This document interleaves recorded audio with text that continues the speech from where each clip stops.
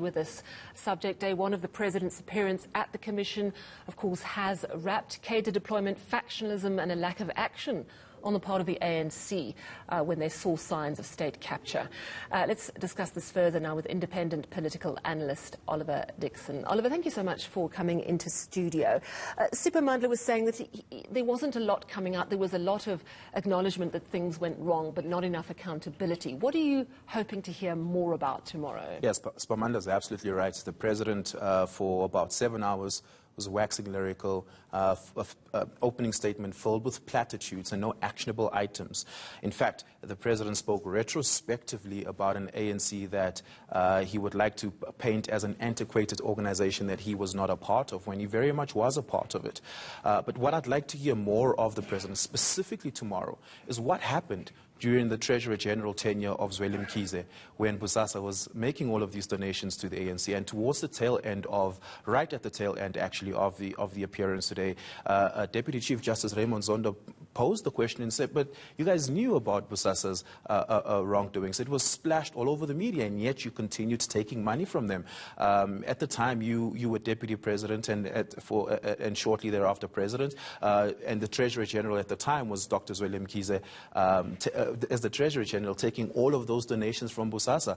President Cyril Ramaphosa having been in charge of that war room, we need actual answers. What happened in those meetings? There were so many other things that should have been mentioned and questioned today that we just certainly didn't get any clarity on. If you didn't watch this, you missed absolutely nothing.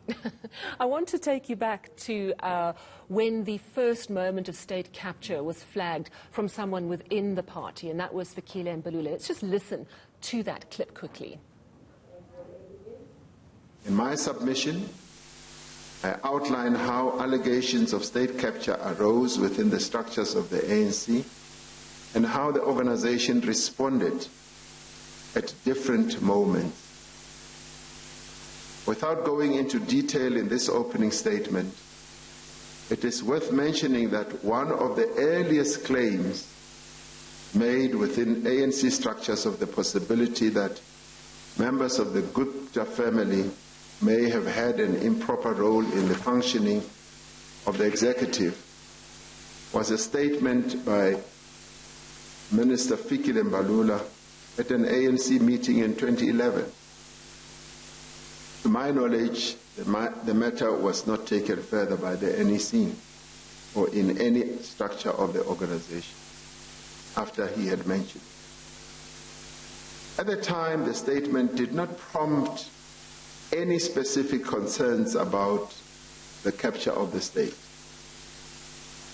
With the passage of time, more reports began to surface in the public domain about the alleged capture of public enterprises by private interests and the undue influence of certain individuals, notably members of the Gupta family, in executive decisions and appointments.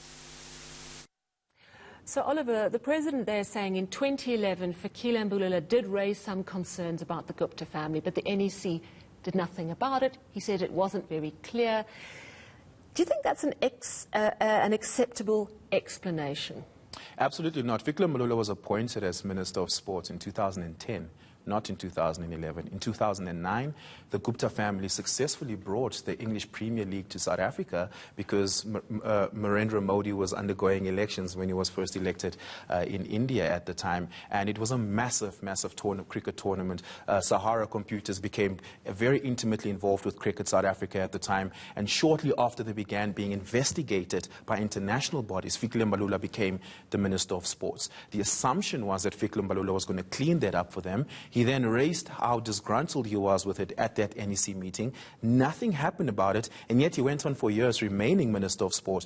If Fikile Mbalula really was disgruntled, it's a position he would have stepped down from. You're not held to a gun when the ANC deploys you. It is a position that you take you have discretion over whether or not you'd want to take this position, whether or not you'd want to reject it. Yet Fikile Mbalula stayed there. That is not an acceptable explanation of what went on at the time. In fact, that is charging accountability, saying, hey, there must have been an environment within the NEC that didn't allow for cadres to raise these issues and for these issues not to be taken serious. And that is not at all acceptable. I think suggesting that it was too early to see that there was a problem is kind of what he's getting at. But the other issue that I thought was fascinating was the issue around factionalism and how it's immobilized the party. Let's just take a listen to that clip.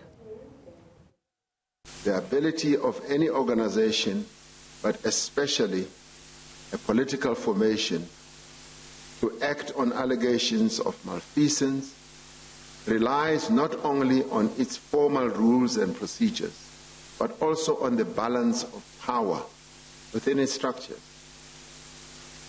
The alignment of views within such an organization is further influenced by access to the offices of state, where the ability to appoint and to dismiss and even to dispense patronage is concentrated amongst a few individuals. For the ANC, this was compounded by its own subjective challenges. The ANC took time at its 54th National Conference to reflect on these subjective challenges and recognized the erosion of its organizational integrity as processes have been manipulated to advance the material interests of certain members and associated private companies and individuals. This manifested itself in weak and pliable branches of the ANC. It also manifested itself with vote buying and gatekeeping, factionalism, and open conflict. This provided fertile ground for state capture and corruption. As I outlined in my submission, Chairperson, the ANC has, over the course of several years, recognized the existence of corruption within the state, within its own ranks, and in other parts of society. The first part of that is so important. He says the ability of any organization to act on allegations relies not only on formal rules and structure, but the balance of power, suggesting there that factionalism immobilized the party. Would you agree with my interpretation? And secondly, do you think that factionalism is over, bearing in mind that we have Cyril Ramaphosa prepared to appear before the Commission, Jacob Zuma refusing? Absolutely far from over. In fact, tomorrow, as you would know, is exactly 30 days after the NEC announced the step-aside rule taking effect, right? We were not sure if that was 30 working days or just 30 days cumulatively, but tomorrow would be that day. It's interesting to see who would step aside and who would not, and how far in courts that would go. The Free State, for instance, where Cyril Ramaphosa was just yesterday, is itself embroiled in a court battle of the legitimacy of its PEC, which feeds into the power structure of Ace Magashule, his factional rival in the ANC. And so factionism is far from over. In fact, I think I'm quite baffled by Cyril Ramaphosa thinking that a toothless cosmetic body like the Integrity Commission is a panacea to the ANC's factional problems, when it's far from that. There's absolutely nothing in power that in constitutional power within the party that the Integrity Commission can do, one, but two, that the Integrity Commission itself feeds into factional battles. It is an organization set up where, for instance, the investigative work they do is based on media reports, which itself is inconclusive, which itself is resource-strapped, and oftentimes itself factional. And so it is quite baffling to me that Cyril Ramaphosa thinks that the renewal of the organization is based within that, and that if you do away with factionalism, you do away with corruption. In fact, corruption preceded factionalism in the ANC. And it's going to be really interesting this week, as you say, that deadline looms tomorrow, whether Ace Magashule, the SG of the party, who was not part of that delegation, interestingly, today, is in fact going to step down. The president seems to think they've turned the corner, but I guess we'll see what happens in this week. Thank you so much for coming into studio. I really appreciate it. Independent political analyst Oliver Dixon there.